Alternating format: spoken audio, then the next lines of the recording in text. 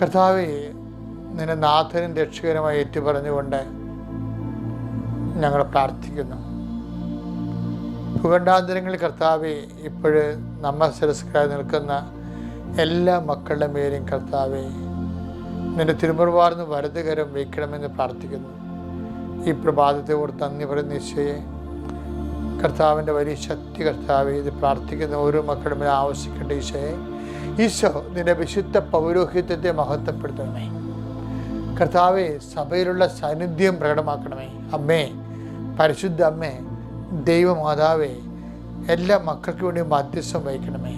എൻ്റെ കർത്താവിൻ്റെ ഉന്നതമായ നാമത്തിൽ നിൻ്റെ വ്യവസായ സംരംഭങ്ങളെ, എൻ്റെ കർത്താവിൻ്റെ ഉന്നതമായ നാമത്തിൽ നിന്നെ അലട്ടുന്ന എല്ലാ ജീവിത പ്രശ്നങ്ങളുടെ മേലും കർത്താവിൻ്റെ കണ്ണ ചൊരിയട്ടെ. എൻ്റെ കർത്താവിൻ്റെ ഉന്നതമായ നാമത്തിൽ നിൻ്റെ സാമ്പത്തിക മേഖലകളുടെ മേൽ, അതിൻ്റെ തടസ്സങ്ങളുടെ മേൽ കർത്താവിൻ്റെ കണ്ണ ചൊരിയട്ടെ.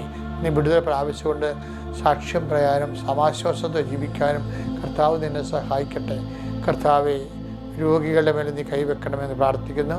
കിടപ്പ് രോഗികൾ, മാസങ്ങളായി കിടന്നിട്ട് ജോലിക്ക് പോകാൻ പറ്റാതിരിക്കുന്നവരുണ്ട് ഈശോയെ. അതുകൊണ്ട് കർത്താവ് എങ്ങനെ വരും എന്ന് വിചാരിച്ചുകൊണ്ട് വിഷമിക്കുന്നുണ്ട് ഈശോയെ.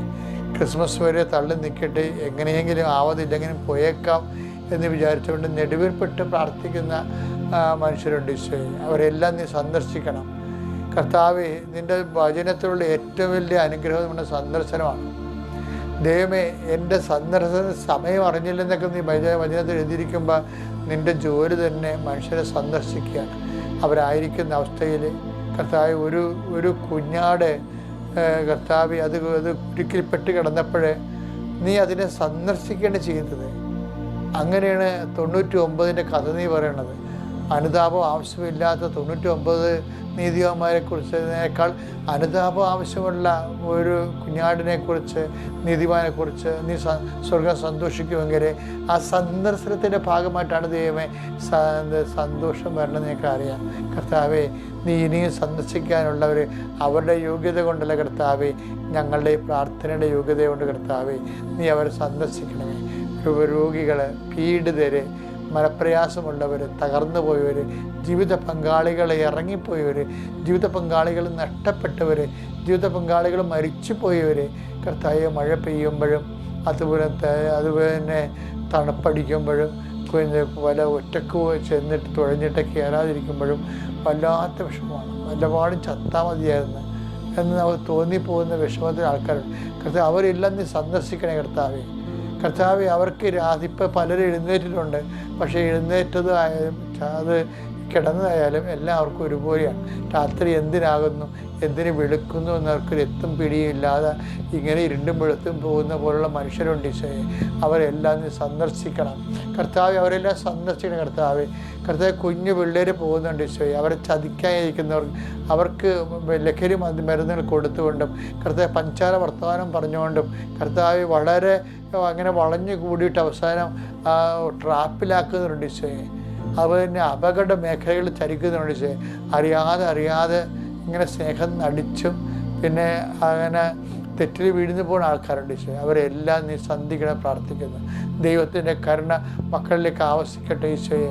ദൈവത്തിൻ്റെ കരുണ മക്കളിലേക്ക് ആവശ്യിക്കട്ടെ. നിങ്ങളുടെ ജോലി, നിങ്ങളുടെ യാത്ര, നിങ്ങളുടെ സംസാരം, നിങ്ങളുടെ സംസാരങ്ങൾ നിങ്ങൾ ഒപ്പിടുന്നത് പോലും ഇന്ന് ഏതെങ്കിലും കടലാസ് ഖണ്ഡത്തിൽ മക്കൾ ഒപ്പിടുന്നുണ്ടെങ്കിൽ അത് കർത്താവിനെ ഏൽപ്പിച്ച് പ്രാർത്ഥിക്കുന്നു. കർത്താവെ, ഇന്നത്തെ ഓരോ വിഷയവും ആരോട് സംസാരിച്ചാലും ഇന്ന് അനുവാദമില്ലാതെ അവിചാരിതമായിട്ടൊക്കെ നമ്മുടെ ജീവിതത്തിലേക്ക് അവരുടെ കാര്യം സാധിക്കാൻ വേണ്ടി വരിഞ്ഞു കയറി വരുന്ന ആൾക്കാരുണ്ട് ഈശോയെ. അവരുണ്ടാക്കുന്ന വലിയ പ്രശ്നങ്ങളുണ്ട് ഈശോയെ. അവിടെ എല്ലാം സമീപനത്തോടെയും അങ്ങനെയുള്ള സാഹചര്യങ്ങളെ കർത്താവെ, അങ്ങനെ മക്കളിൽ നിന്ന് കർത്താവെ നീ പൂർണ്ണമായിട്ടും അവരതിൽ നിന്ന് സംരക്ഷിക്കണം പ്രാർത്ഥിക്കുന്നു ഈശോയെ. അവിചാരിതമായ ഉണ്ടാകുന്ന വിഷയങ്ങൾ, ആകസ്മികമായ ദുരിതങ്ങൾ, അതെല്ലാത്തിൽ നിന്ന് യേശുക്രിസ്തു നാമത്തിൽ നിങ്ങൾ സംരക്ഷിക്കപ്പെടട്ടെ. കർത്താവിൻ്റെ വിശുദ്ധമായ രക്തം നിങ്ങളെ കൊഴുകയും ഉച്ച മുതൽ ഉള്ളംകാല് വരെ നിങ്ങളുടെ ഓരോ കാൽപാദങ്ങളിലും കർത്താവിൻ്റെ സംരക്ഷണം ലഭിക്കട്ടെ.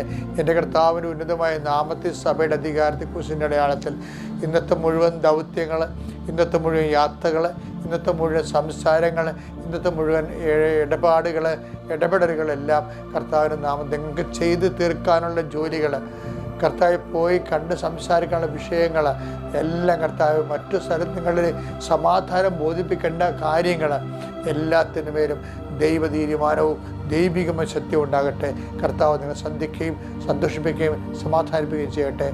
നിത്യം പിതാവും പുത്രനും പരിശുദ്ധാത്മാവും നീക്കുക.